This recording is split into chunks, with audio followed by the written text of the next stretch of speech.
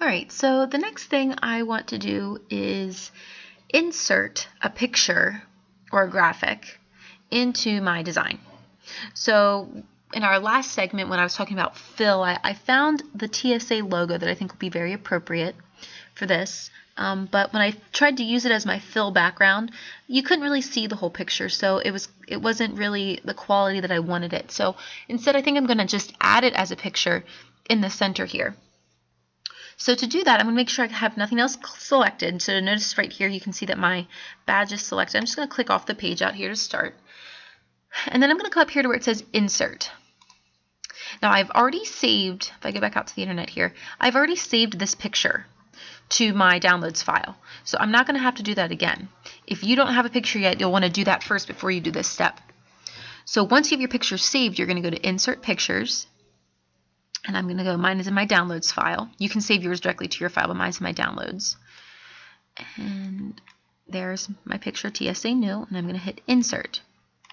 Now, when I first insert it in, it's there, but I should probably make it smaller, and I want it to be centered. Now, here's the problem. Having it like that, do you notice how I'm looking at this graphically? Because I have a red background, it kind of gets lost, these upper red and lower red bars. So maybe I should just get rid of those red bars. Sometimes when you guys add a picture in, you don't need to keep it exactly the way it is. So I have this currently selected. What I can do is right here, I can use my crop tool, and I can crop out the top, and I just want the logo, and I can crop out the bottom. I'm going to crop it. And now I have the TSA logo. Now I can also crop it to an actual shape.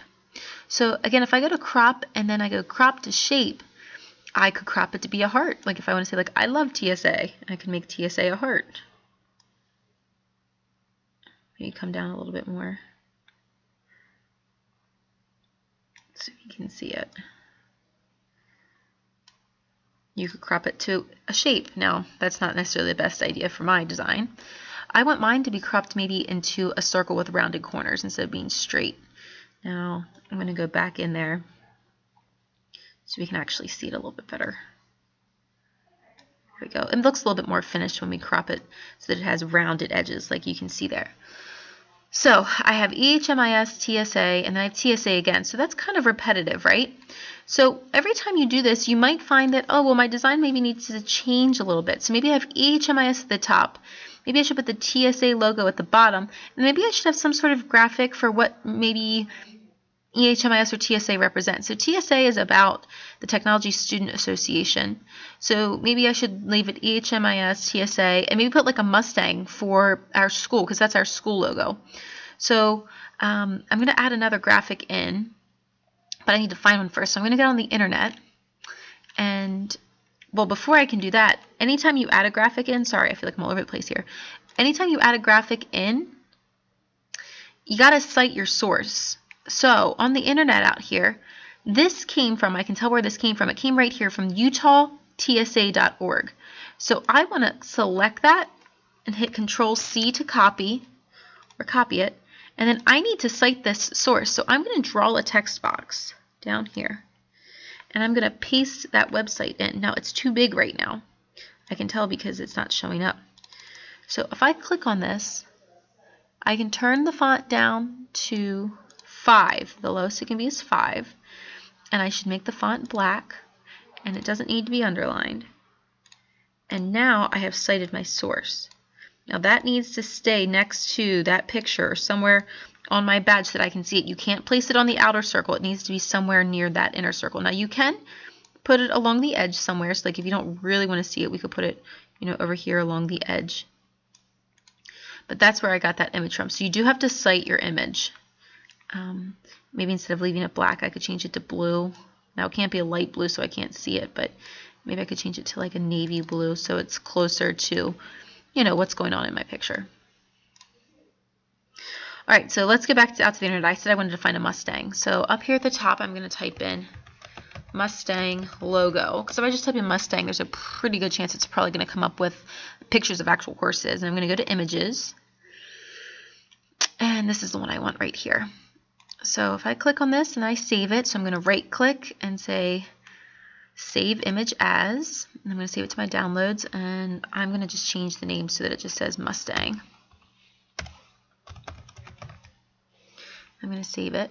And while I'm here, I might as well get the website. So it's coming from a website called ClipArtKid. And if I click on it, it's up here at the top. I can see it's clipartkid.com/mustang/logo-cliparts. I don't need all that. I just need the www.clipartkid.com or just clipartkid.com is plenty. So if you have a really, really, really long web address, just get the important part, the whatever.com or .org. All right, so let's head back in here, and I'm going to put in a new text box. I'm going to put this text box in a while before I forget. So I'm going to paste, there's clipartkid.com. Again, I can take it down. The smallest I should have it as 5 font. I'm just going to set that off to the side. I'm going to click out here before I insert my picture. I go to Insert, Picture, and I'm in the Downloads file. There's my Mustang, and I'm going to insert him in. Now, he's ginormous, so I can make him a lot smaller. But here's the problem. He's got a white background. I don't want a white background. So there's another thing I can do to make this work. If you click on the picture, and under Picture Tools, over on the left side, it says Recolor. And there's an area that says Set Transparent Color. I'm going to click on this. Now, notice how my mouse now looks like a pen with a little line. If I want to get rid of this white background, if I click on the white, it's going to get rid of the white background. Now, guys, this only works on solid color backgrounds.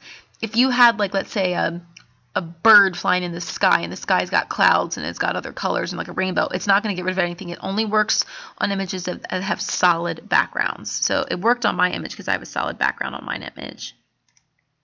All right, so there's a lot more I got to do to get this up and running and ready to go. So let's zoom out a little bit more so I can see what this looks like. I like my Mustang. He needs to be a little bit bigger. And I want him to be centered. I'm going to edit my text because remember I said I'm going to just go with my TSA logo. Actually, you know what? Maybe I'll get rid of my other logo. I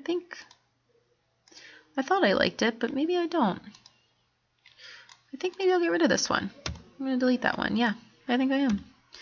I like this one better than the other TSA logo, and I like my TSA on the bottom. So I'm going to make this a little bit bigger so we can really see it. My clip art kid. He's going to go right here so I can see where I got that from. Maybe I'll move him over a little bit. I want it to be balanced. And maybe I'll turn this sideways so it kind of isn't quite as drastic, like it's right out the back. I don't know. I don't think I like that either. It's all about figuring out what you like. Just make sure we can see it. So maybe I'll put it up here under his tail. There we go.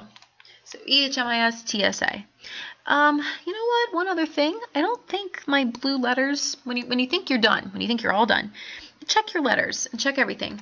Maybe I want to change my Mustang to blue.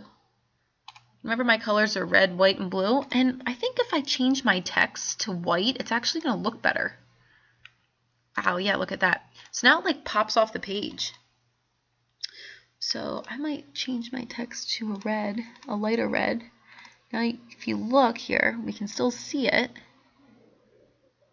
But if you notice, it's just a little bit lighter. Cool. So if you zoom out, if you can still read everything, you should see every word. If you can still see everything, it really like stands off the page, it pops, you know it's good. So at this point, what you need to do is save it.